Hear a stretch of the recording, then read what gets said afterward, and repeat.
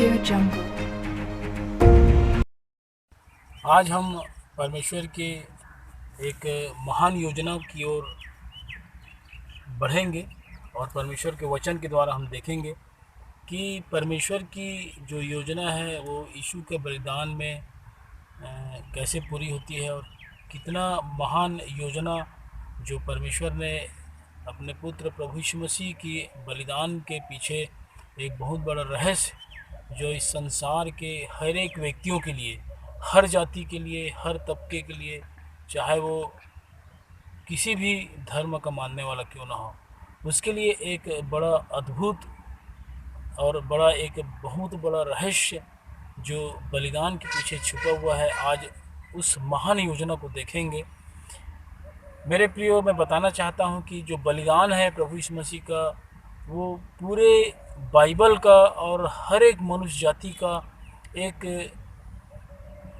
केंद्र बिंदु है, जहाँ पर हर मनुष्य का मोक्ष को लेकर के, उद्धार को लेकर के एक बहुत बड़ा रहस्य यहाँ पर छुपा हुआ है और परमेश्वर ने एक महान योजना को यहाँ पर अंजाम दिया है। मेरे प्रियो, जैसे कि आज हम विचार करेंगे एक बात की ओर। उदाहरण के लिए मैं इस संसार के हर उन जातियों को, हर उन धर्म के मानने वालों से मैं एक चर्चा करना चाहता हूँ। मात्र मसीहत को छोड़ करके जितने भी इस संसार में मत के लोग हैं, मेरे प्रियो, उद्धार को लेकर के आज मैं आपके पास आया हुआ हूँ। जो मनुष्य जाति का उद्धार, मनुष्य जाति का उद्धार कैसे हो सकता है, हमें मोक्ष कैसे मिलेगा, हम इस जीवन के पार उस जीवन में हम कैसे प्रवेश कर सकते हैं। मान लीजिए मैं आपसे एक सवाल कर रहा हूँ मेरे प्रियो, कि आप किसी भी धर्म या जाति के हो। मान लीजिए कि आप इस संसार में 32 करोड़ देवी देवताओं में से एक किसी के ऊपर आप विश्वास करते हो, मसीहत को छोड़ करके, प्रभु यीशु मसीह को छोड़ करके।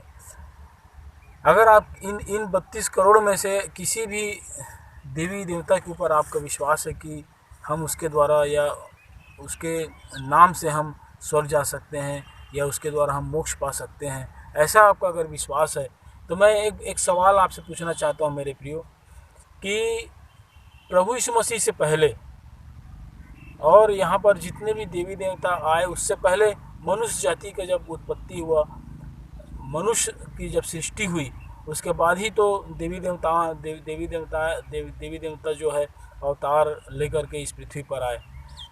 तो मैं पूछना चाहता हूँ, प्रभु यीशु मसीह से पहले जितने भी लोग मारे गए, अवतार जो भी थे यहाँ पर, देवी देवता, ईश्वर, बहुत सारे देवताओं का यहाँ पर उत्पत्ति बताया गया है बहुत सारे ग्रंथों को जब हम पढ़ते हैं। तो मेरे प्रियो, उससे पहले जो मनुष्य जो मारे गए, जिनकी मृत्यु हो गई, जिनको कोई किसी देवी देवताओं के विषय में न प्रचार किया, न उसके विषय में कोई उद्धार के विषय में कोई उसको बताया, और बहुत हजारों साल पहले आदम के बाद बहुत से ऐसे मनुष्य जो है मारे गए, तो उनको कौन, वो तो बिना प्रचार के, बिना आपके संदेश को सुने उनकी मृत्यु हो गई, तो वो कैसे उद्धार पाएंगे? ये बड़ा सवाल एक मनुष्य जाति के सामने और हर एक मनुष्य जो इस संसार में रहता है उसके सामने एक बड़ा सवाल है मेरे प्रियो। लेकिन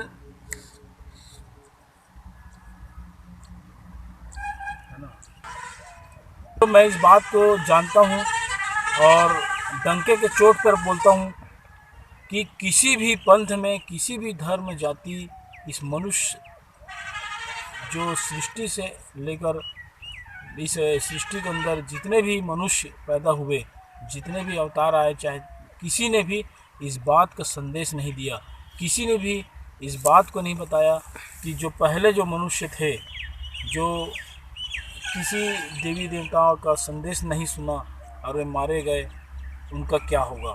उन्होंने कभी उद्धार के विषय में जाना नहीं, उन्होंने कभी उद्धार के विषय में सुना नहीं, उनको कौन मुक्ति देगा? मेरे प्रियो, ये सवाल आपके और मेरे सामने बहुत बड़ा सवाल है।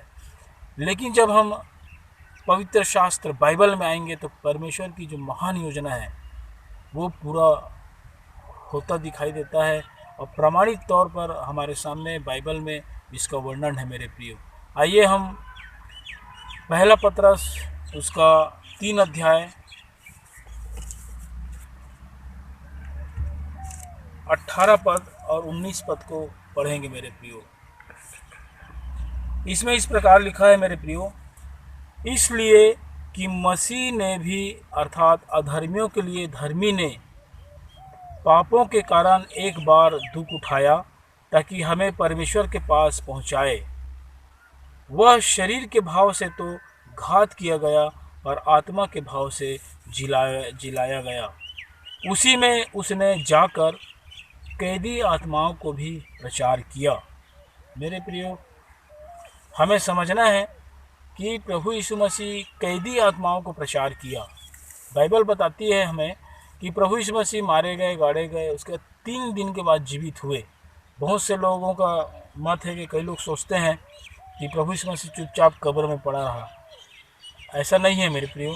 प्रभु यीशु मसीह जिस क्षण क्रूस पर अपने प्राण त्यागे उसी क्षण वो आत्मा में जीवित हुए और आत्मा में निचले, बाइबल बताती है कि निचले जगह में जा कर के नीचे तक उतरा भी लिखा हुआ है। मेरे प्रियो, नीचे में क्या था, कौन थे, क्यों गया था प्रभु यीशु मसीह, ये परमेश्वर की एक महान योजना है मेरे प्रियो।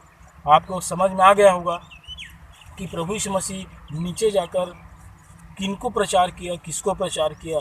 लिखा है 19 पद में, फिर से पढ़ना चाहूँगा, उसी में उसने जाकर कैदी आत्माओं को भी प्रचार किया। और प्रभु यीशु मसीह ने इस बलिदान के द्वारा इस परमेश्वर को उस योजना को अंजाम दिया। मेरे प्रियो, आपने अगर कभी जेल गया होगा या जेल का जो रूल होता है, जेल में जो भाषाएं होती हैं उनको आप जानते होंगे। वहाँ पर 3 प्रकार के लोग बंद रहते हैं। सबसे पहला ये जो कैदी होते हैं, वो जिसको सज़ा सुनाया जाता है उसको कैदी बोलते हैं। और जो बंदी होते हैं, जो रिमांड में रखा जाता है। और तीसरा है विचाराधीन बंदी, जिनका विचार चलते रहता है, जिनका केस मजिस्ट्रेट के पास चल रहा है, सुनवाई हो रहा है, केस लगा हुआ है, उनको विचाराधीन बंदी बोला जाता है। मेरे प्रियो, अब ये कैदी आत्माएं कौन थी, इसको हमको विचार करना पड़ेगा। कैदी आत्माएं जिनको शैतान, मतलब जिनके ऊपर शैतान राज कर रहा था या राज कर चुका था और शैतान को मालूम था कि ये अब नर्क के लिए तैयार हो चुके हैं और ये कभी छुड़ाए नहीं जाएंगे। और शैतान ने अपनी तरफ से उनको सज़ा मौत दे दिया था और सज़ा का ऐलान कर दिया था। उनके लिए कोई आशा नहीं थी मेरे प्रियो। जो आदम से लेकर जितने प्रभु यीशु मसीह से पहले जिन लोगों की मृत्यु हुई, जिन्होंने परमेश्वर के पर विश्वास नहीं किया, जिन लोगों तक सुसमाचार का प्रचार नहीं पहुंचा, ऐसे लोगों पर शैतान ने अपना राज्य कायम कर चुका था और वे उद्धार से वंचित हो गए थे। और शैतान बड़ा खुश था कि अब ये इनके ऊपर मेरा शासन है और ये कभी सुसमाचार के अधिकारी नहीं हो पाएंगे या उद्धार नहीं पा सकेंगे। लेकिन परमेश्वर की योजना इतना महान है प्रियो, जो किसी भी पंथ में, किसी भी धर्म ग्रंथ में, किसी भी दुनिया की किसी भी किताब में इसका उत्तर आपको नहीं मिलेगा मेरे प्रियो। और इस महान योजना का दृश्य आपको देखने को नहीं मिलेगा जो पवित्र शास्त्र बाइबल में बताया गया है। मेरे प्रियो, प्रभु यीशु मसीह वहाँ पर जाकर के, उनके पास जाकर के सुसमाचार का प्रचार किया। और जैसे ही प्रभु यीशु मसीह ने प्राण त्यागे थे मेरे प्रिय, जैसे ही प्राण त्यागे और कुछ लोग, पवित्र लोग जो जी उठे, वे विचाराधीन बंदी थे, जो बंदी थे, उनकी आत्माओं को शैतान ने बंदी बना कर रखा था मेरे प्रिय। और जैसे ही प्रभु यीशु मसीह ने प्राण त्यागे, पवित्र लोगों, बाइबल बताती है मत्ती रचित सुसमाचार उसका 27 अध्याय 50 पद से मैं पढ़ना चाहूँगा। तब यीशु ने फिर बड़े शब्द से चिल्लाकर प्राण छोड़ दिए, और देखो मंदिर का पर्दा ऊपर से नीचे तक फटकर 2 टुकड़े हो गया, और धरती डोल गई और चट्टानें तड़क गई। फिर 52 पद को आप ध्यान से सुनेंगे। और कब्रें खुल गई, और सोए हुए पवित्र लोगों के बहुत से शव जी उठे। मेरे प्रिय, बहुत से लोग इस बात को भी विश्वास नहीं करते कि पुनरुत्थान जो है ही नहीं। बाइबल बताती है कि पुनरुत्थान है, और मरे हुओं का पुनरुत्थान, जो सोए हुए हैं वो लोग भी जाग उठेंगे। इस बात का सबूत यहाँ पर दिया गया है कि बहुत लोग ऐसा सोचते होंगे कि प्रभु यीशु मसीह का जो लोथ तो सड़ा नहीं था, 3 दिन बाद वो जी उठे, चलो ठीक है मान लेते हैं। लेकिन बाकी लोग तो कई साल से मर गए थे, सड़ गए थे, उनके अंदर तो जीवन नहीं था, न मतलब हड्डी वड्डी सब अलग अलग हो गए रहे होंगे, सड़ गए, वो कैसे जी उठेंगे। इसलिए यहाँ पर एक प्रमाणित तौर पर ये वचन आपको दिया गया है मेरे प्रियो, विश्वास आप कर सकते हैं इसमें। और अगर आप विश्वास नहीं होता कि कैसे उनके ऊपर नसें आई होंगी, कैसे उनके अंदर मांस चढ़े होंगे, इसका विवरण, इसका उदाहरण के लिए आप यहेजकेल नबी की किताब को पढ़ सकते हैं मेरे प्रियो। यहेजकेल नबी किताब में 37 अध्याय में सूखी हड्डियों की तराई के विषय में वहाँ पर विवरण है। वहाँ पर आपको पढ़ने मिल जाएगा कि कैसे जो सड़े हुए जो लोग होंगे वो कैसे जिलाए जाएंगे अंत के दिनों में।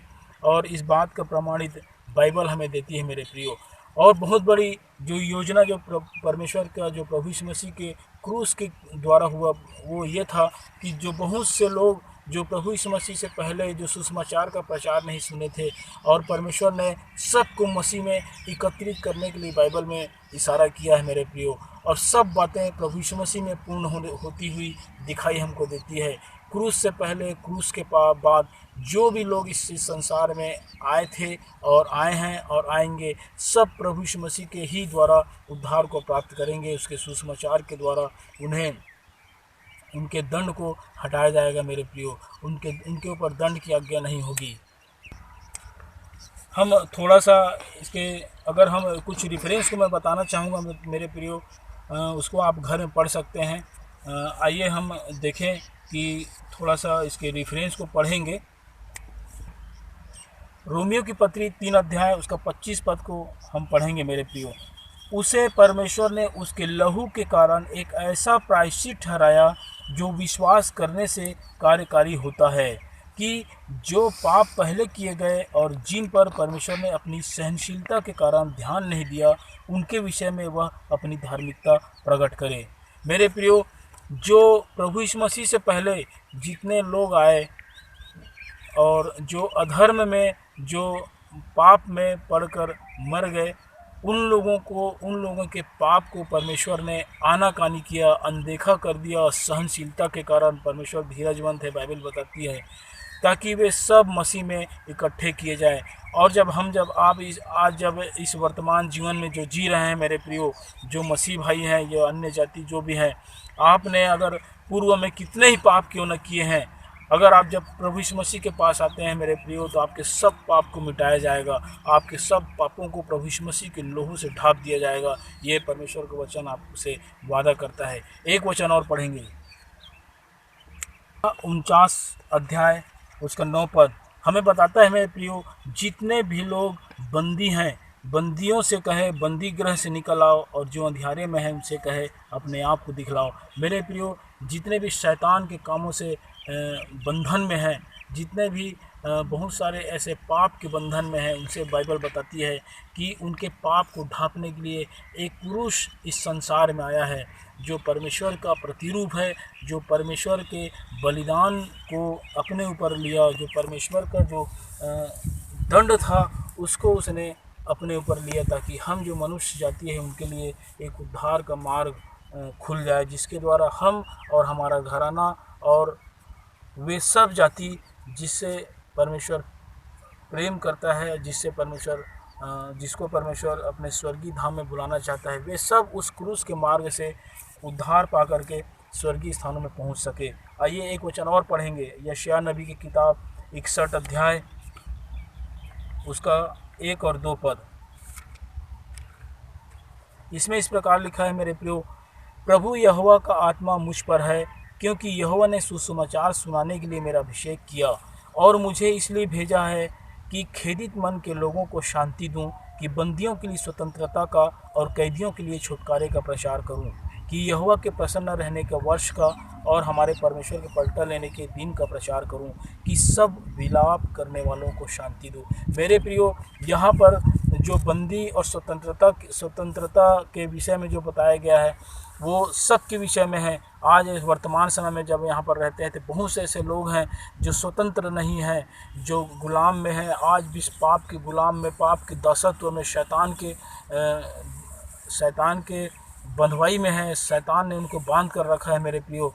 और जिनकी मृत्यु हो चुकी थी प्रभु यीशु मसीह से पहले, उनके लिए भी ये सुसमाचार का प्रचार जो स्वतंत्र करने के लिए प्रभु यीशु मसीह ने जब प्राण त्यागे, तो प्राण त्यागने के बाद 3 दिन तक वो अपने कब्रों में सोया नहीं था, पड़ा नहीं था मेरे प्रियो। परमेश्वर कभी सोता नहीं है, कभी आराम नहीं करता, वो दिन रात जागता रहता है मेरे प्रियो। अभी मैंने कुछ दिन पहले एक वीडियो में देखा, एक मध्य प्रदेश का जो एक बिशप था, वो बोल रहा था कि प्रभु यीशु मसीह 3 दिन तक चुपचाप कब्र में पड़ा था मेरे प्रियो, चुपचाप कब्र में नहीं पड़ा था। वो प्रभु यीशु मसीह नीचे उतरा, निचली बाइबल इसका सबूत देती है। प्रभु यीशु मसीह निचले स्थानों में गया, नीचे उतरा, 3 दिन तक सुसमाचार का प्रचार किया, और जितनों ने उसके सुसमाचार को ग्रहण किया उनको सबको उसने बंधुआई में लेकर ऊपर चले गया।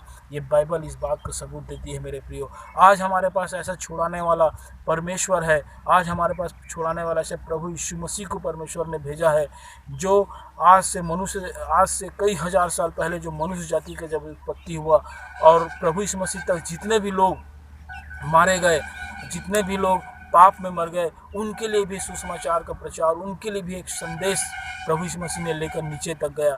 ऐसा शक्तिशाली महान योजनाओं का परमेश्वर प्रभु यीशु मसीह हमारे पास है मेरे प्रियो। आइए एक छोटा सा वचन पढ़ेंगे, उसके बाद समाप्त करूंगा। यूहन्ना रचित सुसमाचार 11 अध्याय मैं पढ़ना चाहूँगा।